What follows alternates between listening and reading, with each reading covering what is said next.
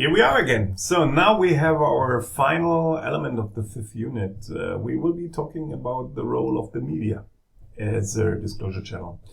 And so I happen to like this field a lot. So first of all, because I like the media. No, I like to watch TV. No, just kidding. I like to think about the media and the role of the media more generally defined. I also like the whole econ and political science literature around the media. So this is why I'm relatively excited about this. Okay, so now let's jump into this.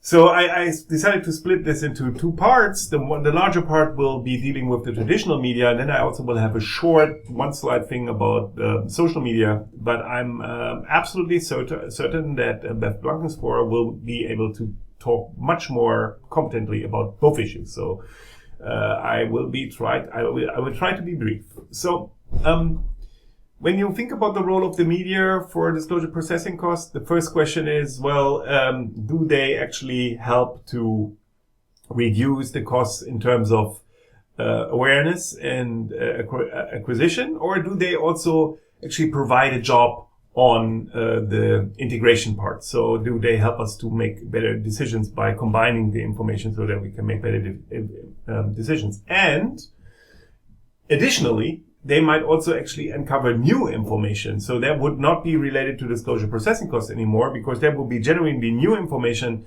that the media brings to the market. So all this is possible, and the question whether it actually is observable. So there is a relatively rich literature on this.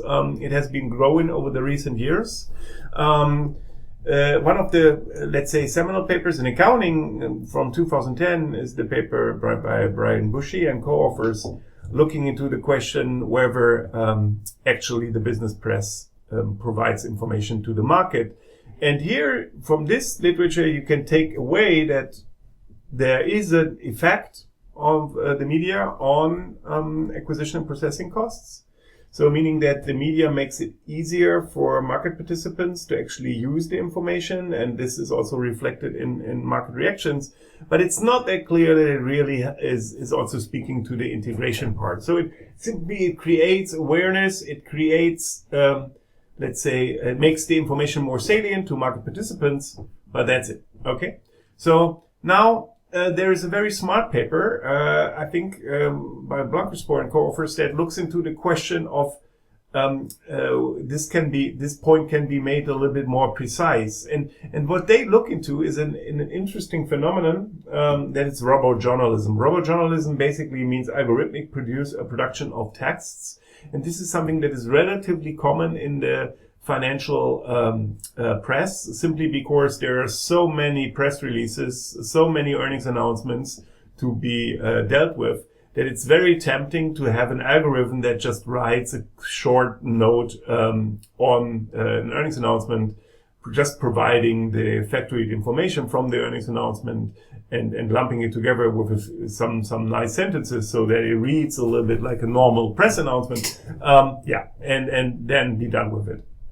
So the advantage of this robo-journalism is that here we can be virtually certain that there are no integration effects, right? So because I think it's extremely hard to write an algorithm that actually makes the information more useful for investors for decision making. It will be rather just providing the information to the investor, meaning that it might have an effect on again awareness and acquisition, but not on integration. So this article in RAST shows that yes, retail liquidity is being increased by robo-journalism, but there is no effect of robo-journalism on price discovery. This is perfectly in line with this argument that journalism in itself, at least robo-journalism, increases or reduces awareness and acquisition costs, but has no real effect on integration costs. So now you can argue, and rightly so, that robo-journalism is not the finest artwork of journalism that is out there. So I think a very nice paper that you should definitely read if you're interested in that literature is the paper by I think it's Nicholas, right? Nicholas Guest in JAR, just out a few weeks ago. I think it's his PhD thesis. And this is a very nice, I like it. This is a very nice article looking at articles in the Wall Street Journal, where the author tries to separate articles that are basically just remixing the news from the earnings announcement with articles that actually contain additional content and evaluation and discussion by the author of the article.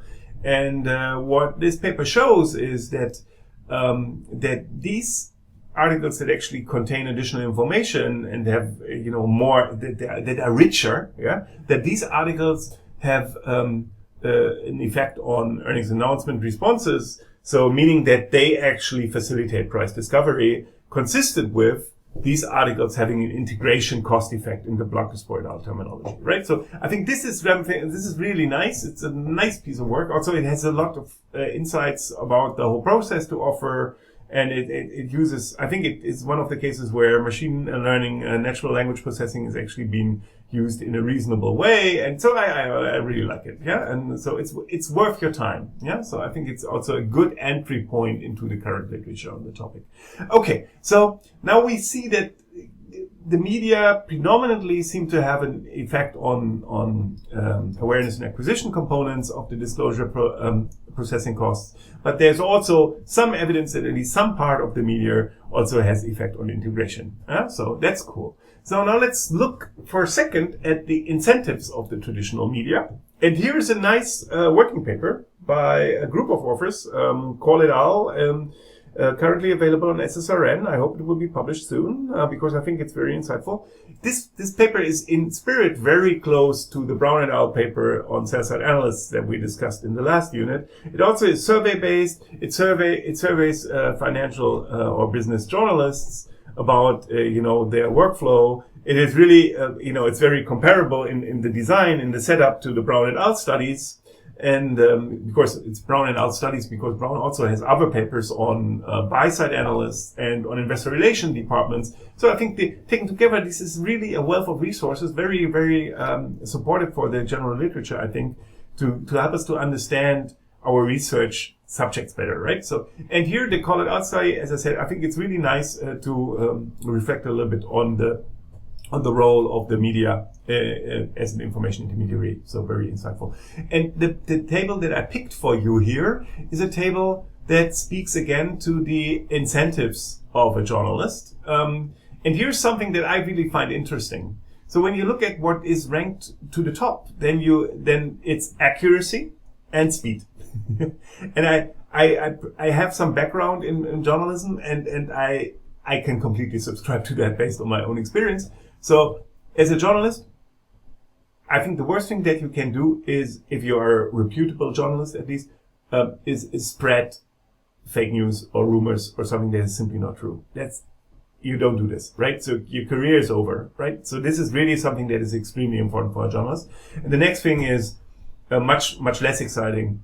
This is really a time to business thing, right? So you have to deliver on time. There is tremendous time pressure. And this means, and I can only imagine that is even worse for online media. So my experience is based on traditional print. So I think this is very, very in line with my Bayesian priors, that these things are the most important things for journalists. Now, these are two things that you can also subscribe to as a reader, that these things should be important because we want to read facts and not fiction. And we also want to get news on time, but we also, of course, would like journalists maybe to take some risks and to go for the new information, the thing that we don't know, right? The things that are hard to obtain. Yeah, and when you look to the bottom, you see things like the extent to which the stock market reacts to your article as something that they rank very low. And I'm sympathetic to that, but at the same time, you can translate this as, actually providing new information. Yeah, so because if you're really providing new information, you should move the market. But you see that the newness of information is not really up in this list, right? So, you might also argue that it's not the way that the questions were asked, but I think this is interesting to see.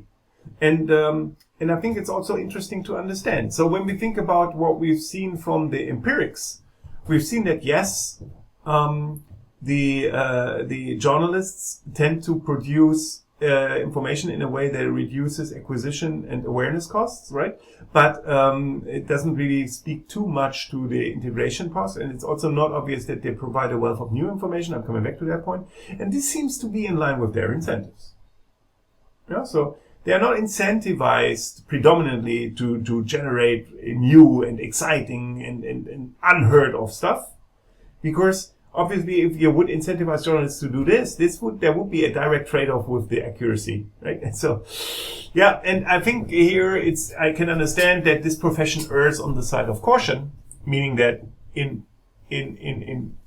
principle, they stick to what they know and not to what they believe or what might be correct. And yeah, I kind of like that. Okay, so these are the incentives that I wanted to talk about.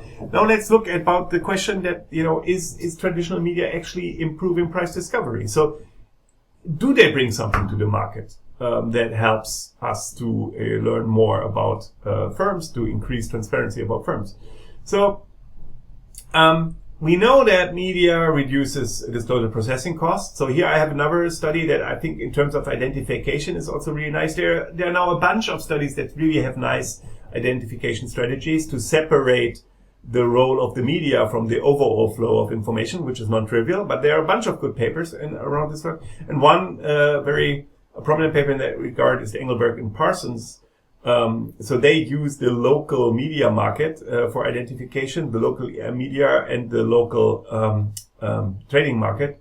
And they show that, local newspapers drive local markets, which I believe is really also relatively convincing evidence. There are other papers, media strikes papers and TV time papers. And, there's a bunch of identification strategies floating around in that field.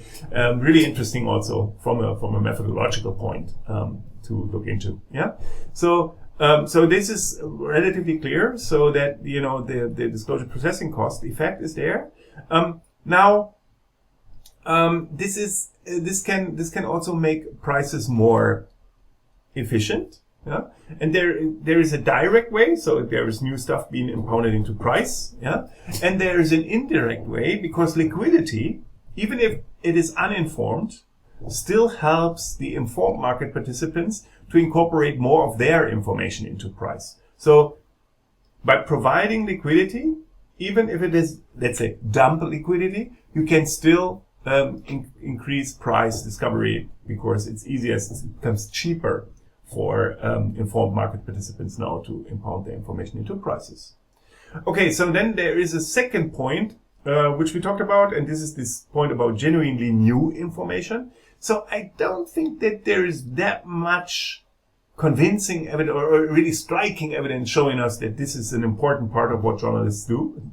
Yeah, but I think here one study that I find interesting in that regard is that by Miller on accounting fraud. So this study shows that there is that there are cases where journalists uncover accounting fraud. And accounting fraud is also something or fraud in general is something that journalists believe is very interesting to the reader.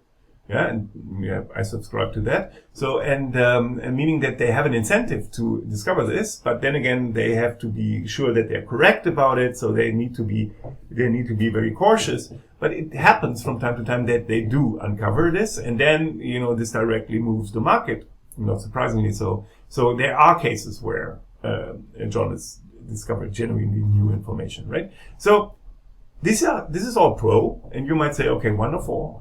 So journalists will have price discovery, maybe just to a limited extent, but they will help. But there are also con points, and one point which I believe is important. So this is based on a paper by Tedlock about stale news. That journalists happen to reproduce information that is already there in the market and that might already be priced by the market. And then, of course, if you now disclose something in the news and it becomes, an attention effect, then the attention biases that we know retail investors have, might drive retail investors to trade on this supposedly new information as if it is new information. And then they would increase price pressure, maybe moving prices into the wrong direction. Yeah, so and Tetlock provides some evidence that this happens, so that the price moves into the wrong direction, and that this is then again later corrected.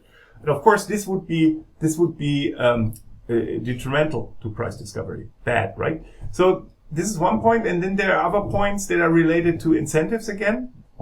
There is a nice paper by Gensko and Shapiro on media slant, and where media slant is actually driven by demand from the readers, and they provide evidence that this is the case, so that the media behaves as if it strategically picks media slant to maximize profits with their reader base. Yeah, so this means that in essence, media caters to reader preferences. This is not too surprising, yeah, but it's nice to see it documented. And at the same time, it also relates to the financial press setting, because if, let's say, assume that in retail investors have a certain behavioral bias in picking firms, because, for example, they pick firms with exciting CEOs, or firms that have a attention-grabbing business model. Looking at you, Tesla, then it might be that this is actually being picked up by journalists. And again, the survey evidence from Cole et al. Has some supporting evidence, because it shows that journalists are more likely to cover firms that have charismatic CEOs and growth stories and so on. Yeah, so it seems to be sort of a demand supply kind of thing, consistent with the argument by Gensko and Shapiro. And of course, this is not necessarily good for price discovery, right? And now, again, you see that the media is of course also a strategic agent, right? So it has its own incentives, like we discussed a second ago, and this most likely also its own biases. And this again speaks a little bit against the media as being very efficient in price discovery. So taken together, I suggest that my read on the literature currently is that the media most likely is facilitating price discovery indirectly by providing additional liquidity to the market, mostly. Yeah? But there are also cases where the media really reduces the integration cost by providing high quality articles, or even by uncovering some, generating a new piece of information that certainly moves the market then. Okay, so this is my take on the traditional media. Oh, that's my take. It's my take of the literature on traditional media. So now let's think very quickly about social media. So I will be short here, because I think that the literature on social media is a little bit more in its infancy relative to the traditional media, obviously.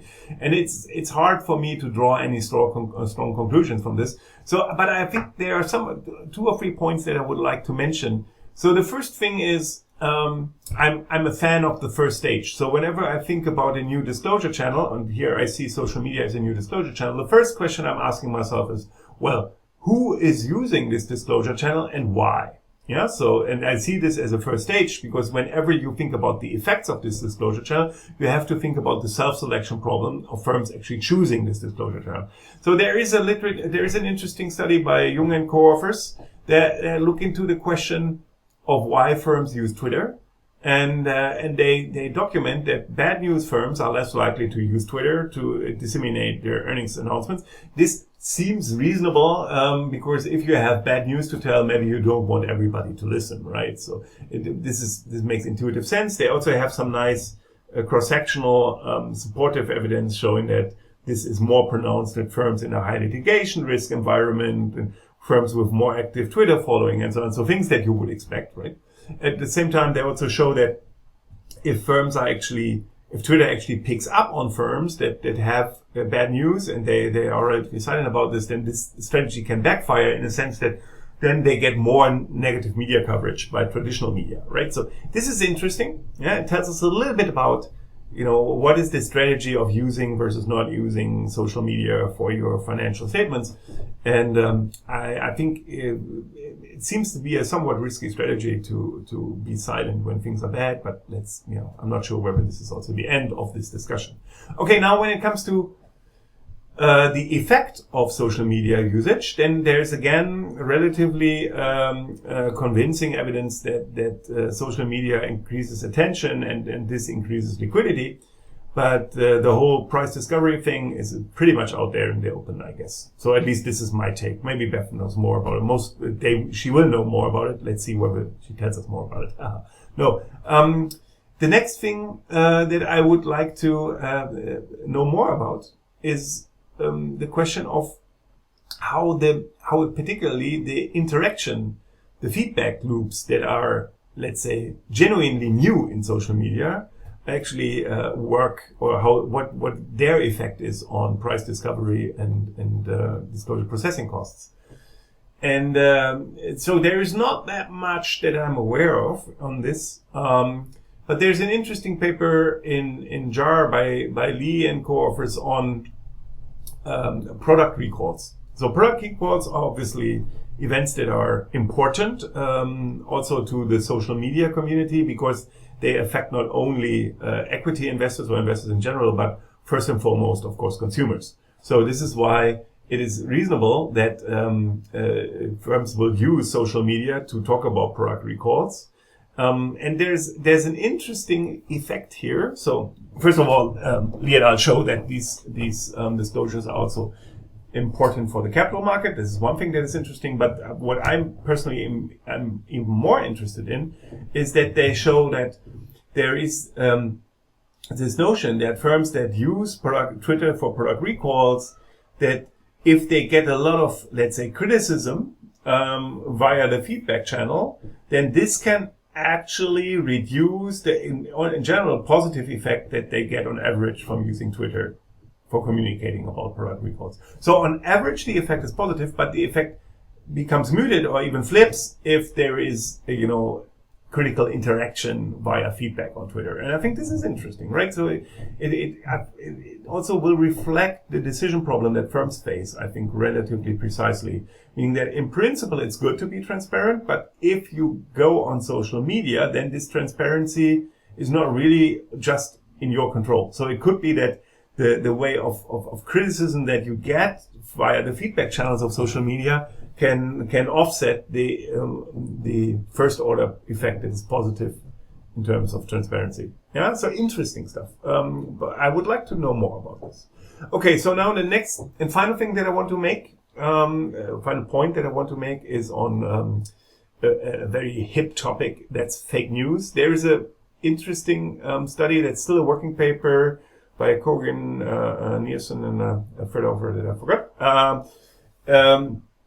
And this paper is looking into the role of fake news, and I think they have two findings, which are both are interesting. The first finding is that fake news can really develop sizable, but most of the time transitory market effects. So really, fake news move markets, but only, hopefully only in a transitory way. But the next thing. By the way, so these fake news data is actually based on SEC actions on fake news disclosures. So this is the data source that they use. And the next thing is, and this is maybe even more interesting, that fake news can actually develop spillover effects on legitimate articles from the same outlet. Yeah, for example, one prominent fake news outlet is Seeking Alpha, where sometimes fake news or faked analyst reports are being issued to hype a stock. So basically pump and dump schemes that are being played using Seeking Alpha. And of course, this threatens the reputation of the platform. And Kogan actually demonstrate this. So they show that there is a spillover effect from the reputation loss that, let's say, a certain analyst has who provides fake news to other, articles on the same platform. Really interesting stuff. And it shows you in combination, I think, that also the literature on social media disclosure channels is really fascinating, rich, and growing. And I'm looking very much forward to learning more about this. Good. So again, like always, here are the, wonderful Moskowitz. Okay, perfect. So here is the literature list for you to devour. There are a lot of stuff to read, but now we are really at the forefront of the current literature on disclosure channels, and you really can dive into this if you want. Have fun with this. Yeah, have fun reading. Have fun thinking about this. I will sure continue to think about this a little bit more because it's always interesting.